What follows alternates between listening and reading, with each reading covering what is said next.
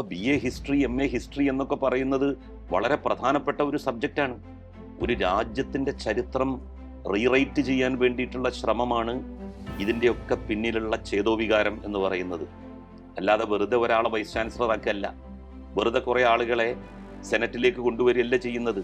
ഇവരെ ഉപയോഗിച്ചുകൊണ്ട് അക്കാദമിക് കൗൺസിലുകൾ പിടിച്ചടക്കാനും അതിൽ സ്വാധീനം ചെലുത്താനുമായിരിക്കും ഇനി ശ്രമിക്കുക. BJP അനുകൂലികളായ, സംഘാനുകൂലികളായ ആളുകളെ കുത്തിനിറച്ച് ചരിത്ര അക്കാദമിക് കൗൺസിലുകൾ പുനഃസംഘടിപ്പിക്കും, ചരിത്ര ബോർഡുകൾ പുനഃസംഘടിപ്പിക്കും, അല്ലെങ്കിൽ അതിലേക്ക് ആളുകളെ കൊണ്ടുവരും. എന്നിട്ട് ഇന്ത്യയിൽ മുസ്ലിം ഭരണം നടന്ന 800 വർഷക്കാലത്തെ ചരിത്രം മാറ്റി നിർത്തിയുള്ള പുതിയ ചരിത്രം പഠിപ്പിക്കപ്പെടും.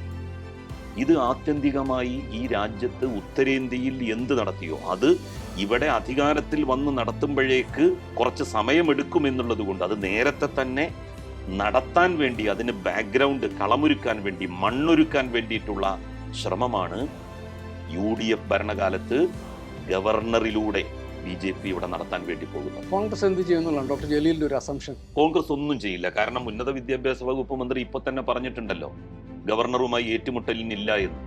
ഈ ഗവർണറുമായി ഏറ്റുമുട്ടാതെ, ഈ ചാൻസലറുമായി ഏറ്റുമുട്ടാതെ എങ്ങനെയാണ് ഒരു ഉന്നത വിദ്യാഭ്യാസ വകുപ്പ് മന്ത്രിക്ക് മുന്നോട്ട് പോകാൻ കഴിയുക? ഓരോ ഇഞ്ചിലും ഇവരുമായിട്ട് ഏറ്റുമുട്ടേണ്ടി വരും. ഓരോ ഇഞ്ചിലും വൈസ് ചാൻസലറെ ഇവർ പറയുന്ന ആളാക്കിയാൽ PVCയെയും പിന്നെ നോമിനേറ്റ് ചെയ്യുന്നത് VC ആണ്. അതാണ് അതിന്റെ ഒരു ആഫ്റ്റർ ഇഫക്റ്റ് ആയിട്ട് വരാൻ വേണ്ടി പോകുന്നത്. വൈസ് ചാൻസലറെ ഗവർണർ തീരുമാനിക്കും, പിന്നെ വൈസ് ചാൻസലറാണ് പ്രോ വൈസ് ചാൻസലറെ തീരുമാനിക്കുന്നത്. ആ പ്രോ വൈസ് ചാൻസലർമാരാകും ഓരോ യൂണിവേഴ്സിറ്റിയിലും. ആരാണോ BJP അനുകൂലികൾ അവരെ ചാൻസലർ തന്നെ വൈസ് ചാൻസലറെ സ്വാധീനിച്ചുകൊണ്ട് ആക്കാൻ വേണ്ടിയിട്ടുള്ള ശ്രമം നടത്തും. അപ്പോൾ നമ്മളുടെ സംസ്ഥാനത്ത് ഇതുവരെ നിലനിന്നിരുന്ന ഒരു ബാലൻസ് ഓഫ് പവർ തെറ്റിപ്പോകും.